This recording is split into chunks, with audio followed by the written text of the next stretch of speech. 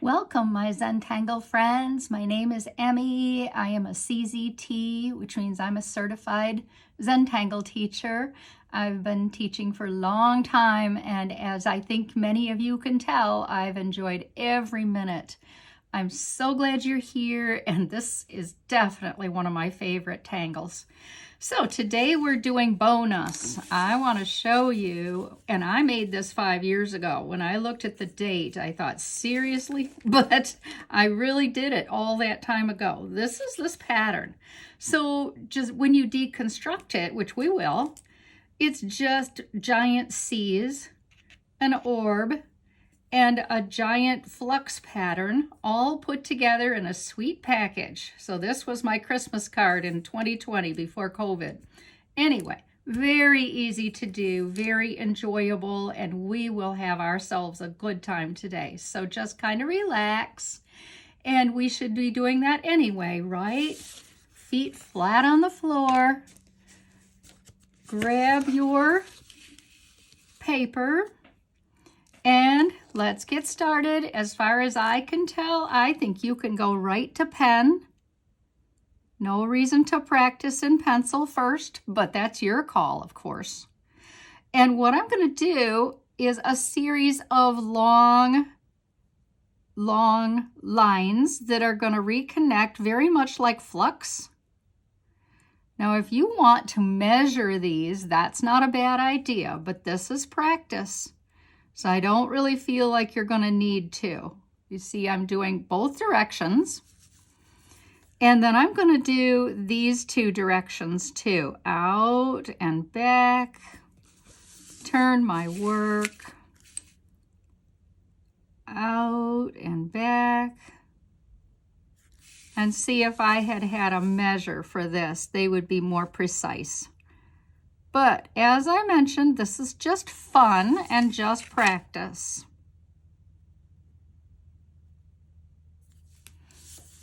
Okay, when you have, and you can do this in 4s. I happen to do 6 today, but I've seen it just as sweetly in 4s or 8s.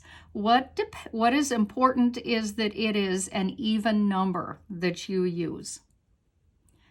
So, hope you're with me. What I'm going to do next is off of each of these, the back of them, so going up, maybe you'd call the front of them, I'm going to make a smallish C, or I will be kind of, if I go off all the way, it will look like that on each of them. Take your time, enjoy this process. Oh my gosh, this is so much fun. I know you have a use for this pattern. Aw. And do it again.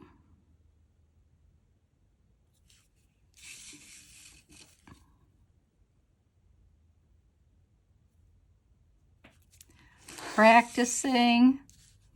Nobody starts at the top. Everybody gets to learn, right?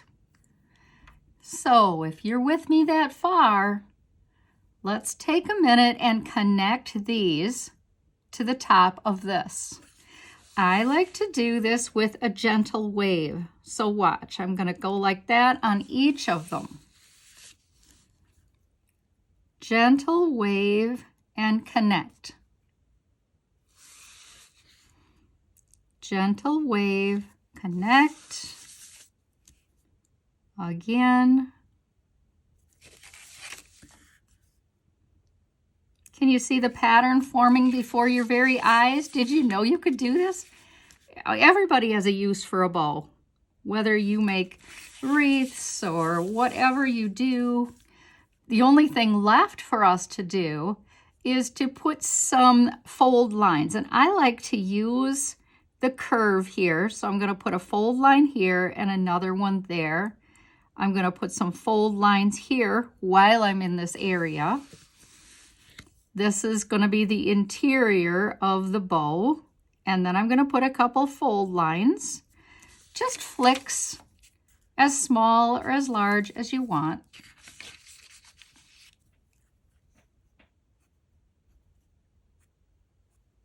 Maybe you'll do some thickening and take a little bit off of the base of these now.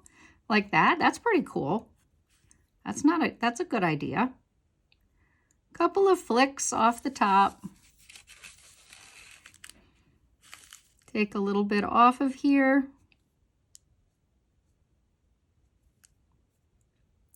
Couple of flicks there, here too, where that bow ties in. Ha ha ha. Oh my Lord, do I crack me up sometimes. This is so much fun. I can't believe they gave us the sweet pattern, and wait till you see the finale tomorrow. You're gonna love that too if you don't already know what it is. Very forgiving pattern. Tighten this up down here like I did on the other ones. That little bit of thickening makes such a huge difference, don't you think? And a little bit of shading, because this is a keepsake.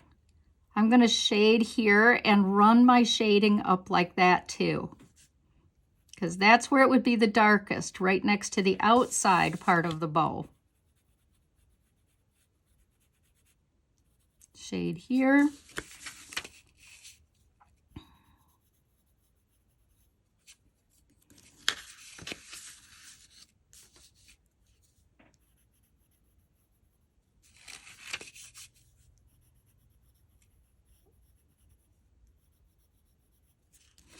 Okay, I think I'm just about ready here. I want to do a little tiny bit of shading on the top of this bow where it is going to go over back, but not here. I really want to leave that open and full of light, because this is where the bow is going to catch the most light, is right here before it makes the turn backwards. I hope that makes sense. Anyway, just at the top, I'm going to add a tiny bit of shade. If your bow is color, then you will probably want to get a white pen out and do a little shade here, or a white pencil if you use this for Christmas. Okay, blender stump time. Oh, pretty, pretty, pretty.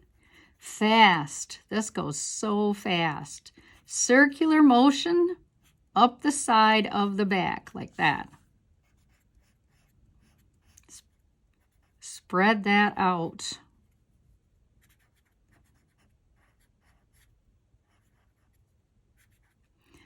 You may, if you're doing this, feel that you want to go over some of those lines again.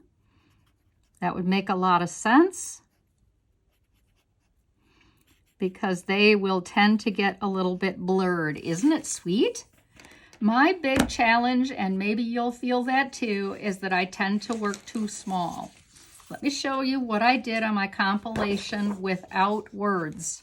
I have room for 2, but I want to leave a lot of room, as much as I can, for the last pattern tomorrow. Day 31 of Inktober. Didn't this go fast? So let me get my compilation piece. And I'm going to put this here, but if you have room here or wherever, tomorrow I'm also going to post an extra video, because you may want to go over all of this and shade the outside edges of these. So if you do, then stick around for my extra video. It'll be quick, but I'll show you techniques for joining all these together should you want.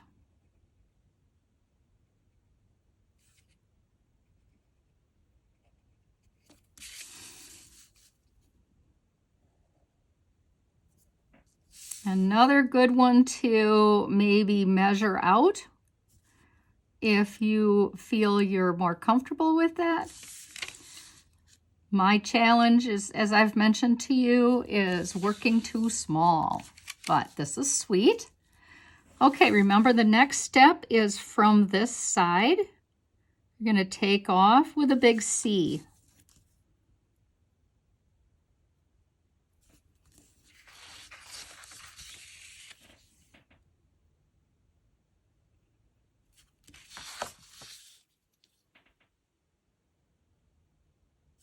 You're probably thinking, what is all the excitement about? This is so easy.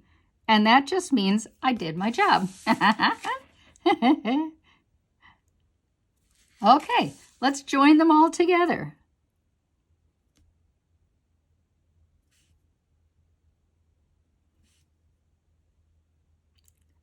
That little bit of an indent is a very good thing, I think.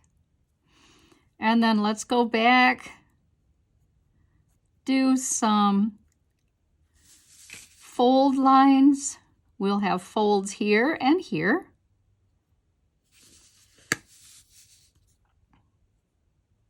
Your work might be quite a bit different than mine, therefore your fold lines might be quite a bit different, and that's understood. I have made this pattern hundreds of times because I adore it. I have a wreath pattern that I did on one of my earlier videos, and I will link it to this one in case you want to see.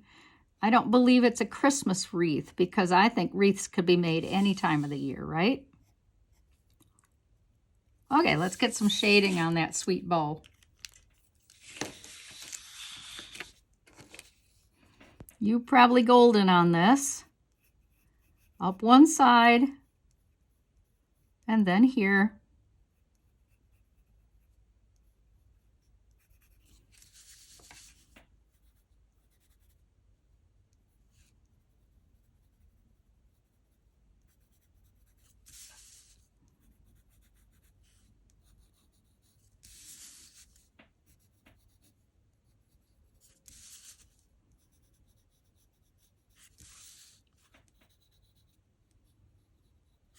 I bet you're thinking, what can I do with this pattern, aren't you?